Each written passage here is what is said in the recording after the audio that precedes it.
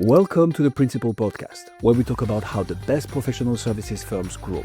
Whether you're looking to scale your firm or learn from the stories of founders and leaders who've done it, you're in the right place. Join us as we interview the best leaders in professional services. Let's get on with the show. This afternoon, we have a special guest, Kevin White. Kevin is the co-founder and managing director of Exbo Group, a New York-based financial advisory firm serving private equity and venture capital firms and their portfolio companies, which means he's a pretty busy guy. So, Kevin, thank you for joining Principal Podcast. And the first thing I always like to find out is what got you involved with starting your company so you can now provide these financial services and other services to your customers. Tell us your journey. Yeah, thanks for having me, Dennis. Happy to kind of fill you in and start this off. So, general background. I worked at Ernst & Young in the beginning of my career for about a decade. I worked in their capital markets advisory and then their transaction services M&A group. And then I went to business school and I started working and interning really at a graduate fellow program for a venture capital fund called Rethink Capital. There was a sub fund called Rethink Education. They did a lot of education investments. And interestingly, through business school, I had a lot of relationships, coincidentally, with a couple of the CEOs that were in the portfolio company of this venture capital fund. So Expo Group started because I was really doing more financial modeling and investment sourcing for the fund, all the things you'd expect an associate to do. But because I had these relationships with the CEOs, I saw that a couple of them were struggling with just sort of getting over their basic fundraising hump for a Series A or Series B when they were going out. Obviously, it's incredibly important to them. And given my background in financial modeling at Ernst & Young, I was able to sort of jump in and help them with a lot of the things that they needed for reporting and diligence to get their fundraising done. And it ended up working really well for a couple of the CEOs in particular, that the partners of the fund were like, hey, this is great. Do you want to do more of this? And so I started Expo Group really initially to help the CEOs at these portcos. And so, the investors, they really liked it. And I set up an independent entity. It was important for me to work independently with the CEOs, so I wasn't sort of the investors' watchdog, and I was really on their side of the table. And so once I set that up, that's sort of how Expo Group started, and then it's grown, tremendously from there in the last 8 years. Wonderful. So kind of the business school helped be the drive behind meeting some of these people that have now turned into not only your clients, but your expansion as you guys grew rapidly. So when you look at the companies you work with, what are the problems you really focus in on identifying that are existing within those companies, and how do you solve them? But more importantly, why is that important to you, Kevin? Yeah. So, obviously the why is important to me changes over the years. But I can definitely give perspective on sort of like what we focus on initially on that side of the business. So on our CFO and controllership advisory part of the business, which sort of grew out of that fund and really focuses on helping the CEOs. The biggest thing is a lot of the folks that we work with are dealing with first-time institutional capital, first or second-time institutional capital. So that can be in the form of growth equity, private equity coming in and investing in owner-operated business. It can be on the venture capital side where people are getting, they've sort of graduated from in friends or family round, or having an individual investors who don't really have the same kind of demands as an institutional venture fund are gonna have. And so, the problems I would say that we really focus on is getting the finances to a place where they can navigate having a board of directors doing a fundraise and having a board of directors successfully. A lot of the times, and this is especially true of CEOs that don't have a finance background, sometimes we work with people who are former bankers, and that's a totally different story. But for a lot of people who don't have a finance background, they may not appreciate the type of work and the type of reporting that is going to make them successful with their investors, during and post fundraise. And so for us, it's really setting up that infrastructure. You're going from bookkeeping to true accounting. You're going from like some basic financial projections to a true 3-statement financial model with a cash runway and key metrics. And that can totally revolutionize their relationship with the investors. And so going back to your question on why is it important for me? I'd say, especially in the early days, we're with people a lot of times when they're having their big moment, right? They're all of a sudden getting a $25 million raise, and that is life changing for them in terms of both their wealth, because it's the value of their equity changes. And so they're having a Right. big moment. And their company, the trajectory of their company. And so honestly, a lot of our success in the early days is because we made a lot of wealthy best friends from being with them in one of their most challenging and difficult moments, right? And they're kind of holding on to us, who've done this a million times, as their security blanket to, like, how do I answer these questions correctly to get this fundraising? How do I make myself look best in front of these investors? How do I navigate my first board meeting? And we make that something that's demystify that and makes that seems something that seems very challenging for them to something that is manageable and doable with the right partners behind you. And so in my prior life at EY, I worked at some amazing, really interesting deals. I worked in the Dow DuPont merger, which was the biggest merger in the world at the time, and a lot of different, very interesting M&A deals. But you're one tiny part of a huge machine in those deals. Correct. And for me, having a really deep relationship with the CEOs as we navigate these things and helping them through a time that's really challenging but incredibly important for them, I would say that is a big reason we did a lot of this stuff, especially in the early days, because of the huge impact you could have on a person independently. Super rewarding, I would imagine, not only for the people you represent, but yourself, because you see them realize it, and that's got to be super gratifying. So tell me about your ICP. So who are you going to go after? Who do you pursue? And what's that person or that company look like for your ideal client profile? Yeah, so I think to answer that question, I need to give a little bit a broader view on sort of what Expo Group is and how we operate. So essentially, we have four business lines. The first business line is the one I've described so far, which is Okay. essentially we act as the outsourced finance function of venture and growth stage companies. The second business, and in those cases, we're reporting to a CEO or CFO. Okay. In the second business line, our transaction services business line, we are working with deal teams directly, right? So I would say 90% of our work is financial due diligence, working with the buy side. So we're working with your Okay. private equity and growth stage funds. I was going to say, yeah. And then we do some sell side work as well, where we're working with CEOs and CFOs in that business. The third business is our tax business. And so on the CEO, CFO side, we're doing income tax compliance, R&D tax credit, sales tax remediation, that type of work. And on the deal team side, we're doing tax due diligence. Okay. And then the fourth business is finance transformation, where we are, going in, we're doing systems implementation. If people need to upgrade to an ERP, if they need to move on to Maxio, we'll work with CEOs and CFOs to do that. And then on the deal team side, we do operational due diligence. So we'll go in and we'll do synergies analysis, validate the add backs for EBITDA when they're doing a deal. And then we'll do post-close integration work. So if a company is acquiring another company, we'll help them integrate that company into their platform. So is So, there, slide okay. forward, please go ahead. So because we have those four businesses, that really means that there's effectively two ICPs you probably heard me talk about.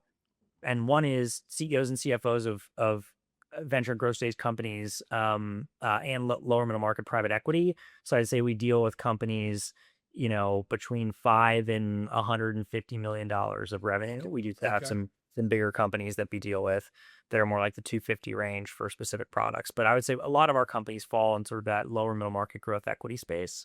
Okay. And then the second ICP is deal teams of funds that are investing in that space. And those can Okay. be, small, newer funds that are, or even independent sponsors, all the way up to we work with, like, Goldman Sachs Asset Management, which is obviously very large, but still investing in the lower market and middle market space. Thinking about where you guys do all this, and obviously it's very widely distributed. I mean, there's no one tunnel vision you guys take. You've got a lot of options to grow your company, sounds like, and a lot of ways to solve problems for people. So tell me a little bit about how people hear about you. If they want to find out more about you, is it traditional methodologies, Kevin? Like, hey, referral network, I've got a good base of people that have used me before. They tell my buddy in particular, you can think about when you went to graduate school, all the people you met there, the connections you had there are invaluable. They probably network and they can say, hey, Kevin and his group do a great job. You may want to bring them in. So that's one methodology which people traditionally rely on. Then you've got more newer, you got search engine optimization, which is not working as much anymore. People don't trust it as much, in my opinion. I think because a lot of it's AI generated. So people are going, hey, is that real? Is that really who sent that out? And then more importantly, you've got, traditional like LinkedIn, business networking, conferences you might attend, and or some form of media like this where you attend as a guest on a podcast. So tell me which ones are working best for you and what do you invest in for your marketing return? Yeah, great. It's a great question, and it's the classic answer is a combination, right? But I can kind of Right. I can sort of break that down for you. So, Okay. in a professional services firm, always the number one thing that's the most important is just doing really good quality work and having close Right. relationships, right? So, we really focus on making sure that we have the right product mix that we can retain clients for a long time, and that we do very high quality work, and as a result, we usually get recurring work or we get referrals. So that's piece one. However, that only gets you so far. So the next piece is business development, and for us, we do conferences, specific conferences, but for us, it's much more focused on expanding existing tight relationships that we have and bringing other folks in from those relationships and having really targeted, more intimate events. So we'll do dinners, we'll do sports games, whatever it is with Right. people. And it's really just about making authentic connection. It doesn't have to be more complicated than that. If you like somebody, you like working with them and you want to spend time with them, and that leads to business, and that's great, right? It doesn't have to be, super salesy. You can just focus on expanding relationships with people you have and getting referrals. On the marketing front, for us, we do some content generation, Okay. and me being here and on our website, you see I have been a guest on several podcasts. And for us, the what people usually traditionally refer to as inbound, right, where you're going out, you're producing content, and then you're generating top of funnel. Some of that does work for us, right? Some of that is going out and trying to find new business through these types of channels. However, for us, honestly, most of the podcast guest appearances and the content generation is more about one, brand awareness, so that when we have meetings with folks that are tangential to our existing network and we sit down at the table, they already have heard me in a podcast or seen something we've written. And that Correct. really helps with the sales process tremendously. If you're going in cold and you're meeting somebody for the first time, maybe you got referred through a friend of a friend, that's a little bit tougher versus if they've heard of you, right? So brand awareness is super important. Um, and the second piece is some of that top of funnel generation. So I think it's a really a combination of those two things. Is making sure people have heard of you, and then legitimately driving some traffic to your website that you'll actually get leads from. So with that being said, I mean, obviously what you're trying to establish is that interpersonal touch. I mean, whether it be to an event, a dinner, ball game, something in town that could be something you could get together with, and you'd establish that. I think the most crucial word in business, a 5-letter word, trust. And if you have that trust relationship you're building up, whether it be through a podcast, in person, in a meeting room, or at an event, versus relying solely on technology to provide that opportunity for you, because that's impersonal. And even though it has a lot of advantages, it's not going to replace who you are, Kevin. And so that's really important. Yeah, exactly. Your genuine personality has to come across in all these things. I think that's the key for me. The key piece of sales is just being really authentic, and Just being that yourself. also goes with if you're having a sales meeting and someone's asking for something that you're really not good at or really shouldn't be doing. You just say, "Hey, that's not us," and let me refer you to somebody. Right. You want to build trust, and that needs to come across as exactly as you said. Whether it's in a podcast interview or an individual meeting, you need to make sure that people can see who you are. So let me go back to, you just mentioned something that I wanted to go back to, retention. Obviously a critical strategy for any business. I mean, you don't want to work to develop a client and then for some reason they either feel you didn't deliver and or you guys feel, hey, we did okay, but we could have done better. And then they end up not using you for a repeat business or growing further. What's your retention strategy to maintain your clients and to grow them? Yeah, this has been a little bit unique for us. I think we're given our size, so we're about 100 people, a little over 100 people now. Okay. We have an office in Calcutta, and I think that usually companies of our size are focusing more on 1 to 3 products that they're really good at. We actually, for our size, have a more traditional consulting company ecosystem, which helps with retention a lot. Okay. And so what I mean by that is. Um, Obviously work quality comes first. That's the number one thing, is like you should never take work that you can't do super well. And you should be really confident in whatever you're executing on in the engagement, because if you do a bad job, that will only lead to, not only will that lead to bad retention, but it leads to reputational risk. But the other piece beyond the work quality is the product mix. And so having a larger product mix, which I think is unique to us, if we're doing CFO work for somebody and they ultimately decide, hey, like it's time for us to take this in house, we might have also been doing the tax work for them and we keep that tax work. Or, maybe they decide that they're going to actually go and exit finally and they want to sell to a larger company who's going to have their own internal finance team. Well, that's okay, because at the end, we're going to get all the M&A work on the sell side for diligence, Correct. right? So, and it's the same thing with us on the deal side. If you're doing a lot of work with the deal team, you're doing all the quality of earnings, that's great. But maybe they have some deals where they have a better fit or an existing relationship with another provider, but they use you on the finance integration work, right? So for us, I think it's just really comes down to quality and product mixes. If we can do a very good job on everything that we say yes to, and then we have enough tricks in the book, so to speak, that we can actually constantly provide what they need, we're able to retain clients for a very long time because we're always available.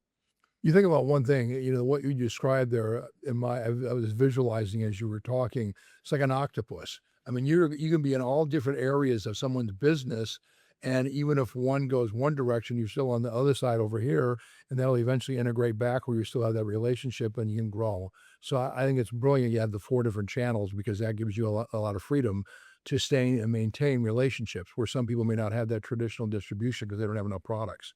So that's very smart on your part. Exactly. When I look at what you guys are doing, one of the things that anyone would have is a decision-making cycle to work with you. So let's say someone either saw you on a podcast, saw you on a conference, maybe they made an inbound inquiry off your website, and you engage in a conversation with them. From that initial conversation to fruition of an agreement, what's your normal selling cycle look like on an average basis? Yeah, so look, it obviously depends on the product, right? On the CEO, CFO side, especially for venture capital size portfolio companies, if we're doing CFO, outsource CFO and controllership work, that could be pretty quick, right? Because they're comparing you against a couple other folks. They're trying to make a decision quickly. Usually there's some sort of impetus. They're about to go out and fundraise, or they have already, and the investor's telling them, hey, you really need to upcycle your accounting and finance.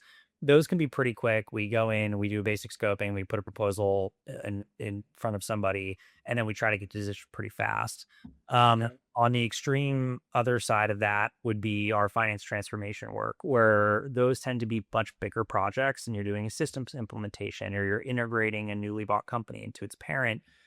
That requires a lot more information to scope correctly. I And would so think. in those cases, like they have a lead, we sit down with that person, and the scoping conversations might be 3 or 4 calls, right? Where on the first product, it might be 1 call. So it depends on the product in terms of how many scoping conversations you have. But ultimately, once you get there, you can put the proposal together. And if the proposal is good and you have the right price, you can close and move forward. But yeah, I would say that for us, and I'm sure a lot of consulting companies feel this way, but the key in the scoping conversations is to, again, back to authenticity. You're asking questions to scope the project, but you're genuinely demonstrating your expertise via the questions that you ask, right? Like you Correct. go and you add a ton of very small questions, and like if you've done a Sage implementation 100 times and you ask all the right questions because you know what questions to ask, people can immediately recognize that they're in the Correct. presence of somebody who can execute the engagement effectively. And so I'd say that we really rely on our expertise. And if we can, again, authentically show that we know what we're doing and we know what questions to ask in order to get to sort of the finish line, usually that's the kind of thing that will close a project. What I do for my own business is I do corporate development in the finance world. I was at Xerox Corporation right out of college, so I learned the best possible selling approach that was a known demand at the time. And I developed my company and had it for 39 years, and I train lenders, realtors, finance banks, and you name it. And the whole key is the questions you ask. And the questions Yep. you ask generate the information. It's either going to be an open-ended question where you get a lot of information, or closed-ended where you get a yes or no answer. And you never ask those questions unless you know you can tie a strength in after they say yes to the question. So that's your expertise. That's what I teach, and I love it. I'm glad to hear you guys doing it in your industry. It makes me feel good inside because that's how you sell. You sell by not being overpowering. You sell by logically asking a question that leads to a result. Then you can then lead in why that's going to be, you can help them out. So well done, Kevin. So with that being said, let's talk about where you see the biggest challenges for your company, not only this year, but in the next couple of years as you look ahead. Where do you see those challenges? Yeah, it's interesting. I think one of the things I like about my job is how the problems and challenges change so radically from one year to the next. When you're a 5-person company versus a 105-person company, my problems are completely different. Correct. And I think that keeps the job interesting. It doesn't make it easier, but it keeps it interesting. Right. I would say, because my answer will change every time you ask me that, if you ask me that next year. But right now, I think the big focus for me is really 3 things. The first is maturing the company from an operations perspective, right? Because Okay. when you grow, I think we were maybe 45 people 18 months ago, and now we're 105 people. And so that kind of growth, we don't have outside investors. We're totally bootstrapped. That comes with a lot of challenges in changing the inner workings of the company in order to be able to run effectively with that many people, right? Because before you could have very different systems inside, and it was a flat enough organization with 45 people that it was easy for everyone to talk to each other.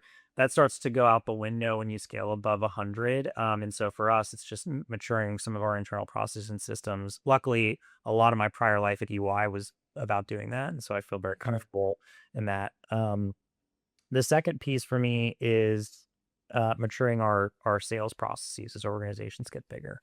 And this is true for any company, but very true in professional services, is you have recurring or reoccurring revenue.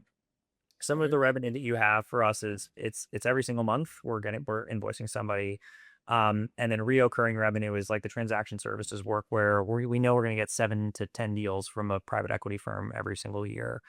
And you know that you're going to consistently get that. But from a sales perspective, you are always going to have some of those companies churn over time. That's just natural in business. And so you have to replace those. And if you only have the same 3 people in the business selling as your firm grows, you'll eventually get to a point where the velocity of the sales of those 3 core people are not fast enough to replace the churn. Now, we're nowhere near that now. We're growing that fast. And so we have a lot of work to do now that we're larger to prepare for that 3 years down the road, where we have an institutionalized sales process where it's not focused on 3 key partners. Everyone gets to this point, but we're trying to think about this way ahead. And so what kind of incentives can you create for the other VPs and directors in the firm where they're really focused on relationships and business development? And it's part of their comp, and it's part of the culture of the firm, and it's embedded. So I would say that that's sort of the second big challenge and thing that I focus on a lot, is how do I institutionalize that and make sure that the sales Key in driving a sales force is 2 things: accountability. So you want them to do the things you want. You manage that accountability so you get activities which yield results. But the other one is compensation. So you're on the right path. Exactly. Yeah, exactly. And so that takes up a lot of my headspace. And then I'd say the third thing for me is launching of new products, right? And that goes back to your question about retention and creating product mixes. We really look at ourselves as one of the few very strategic players in the lower middle market space. Usually, in the lower middle market, below $100 million of revenue, single shingle folks, or like one-off consultants. Right. There's not a whole lot of sophisticated consulting firms, and so our strategy is very focused on being that strategic player in that space, or we're not necessarily competing with CFGI, who's dealing with, huge bulge bracket companies. We're Right. down market, but we're down market in a space where there's not a whole lot of options for investors and CEOs. And so You're a big fish in a smaller lake. I like that. I mean, exactly, I describe it to my employees, big fish, small pond strategy. Exactly. there you go. Yeah. I actually listened very closely to what you said. So that being said, I think the one thing I like about your approach and really do, now you got to look at, as you look at your opportunities, your challenges, your opportunities, and you've got to manage these three core areas, your operations growth, the sales process, having a real continuity to it, and then launching your new products. Opportunities wise, as you look at the next 2 or 3 years, where do you see your biggest play that can help grow the revenue you want for your company? Yeah, so our one of our big value adds, again, besides being the more strategic player in a smaller space, is that we have a lot of connection between our deal teams and our what we call our post close work. So we focus a lot of on investors and work with investors really closely. And a lot of complaints that we get is that the deal team will come in, they'll do financial due diligence, they'll put a quality of earnings together. That team disappears, and then they're hiring a different team from the same consulting company or a different consulting company to do a lot of the post-close cleanup. So, I mean, to put a finer point on this, a lot of the phrases that we hear from these investors is, I come in, I've got a very clear view of the financials from the bankers and the QE team pre-close. I close the deal, and then after that, the existing financials that are in the finance system of the company that I bought are nothing like that pre-close work that was done. And so for us, I think the big opportunity is, and we're doing this now, but I want to do even more of it, is really embedding the transactions team in a lot of the post-close work. So there's continuity between when the deal gets done to when we can then make the actual financial systems match that, gapified, accrual-based quality of earnings that we created. And if you're able to do that, that's a really big value add for us, because a lot of other, even larger consulting companies, they're separate teams. They don't think that way. There's a lot of handoff and lost knowledge between when the deal gets done and the post-close work. And so for us, I think the biggest opportunity is creating good products where we're very tightly tying together all of the work pre-transaction to post-transaction, so there's no loss of continuity or knowledge.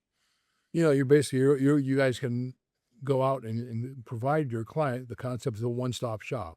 I mean, you guys have everything from A to Z, basically, to make sure that all those things come together versus they're disjointed, separate, fragmented, and then all of a sudden they go, holy, that's not what I wanted. I wanted to have this. Well, they don't have that ability unless they work with someone like your group. So that all being said, man, our 30 minutes went by in a flash, it seemed like, and I've really enjoyed the conversation. I hope you have as well, Kevin. So if people want to reach out and learn more about your company, tell me what they need to do to find Exbo Group, and where can they find it most readily to get information and seek your support?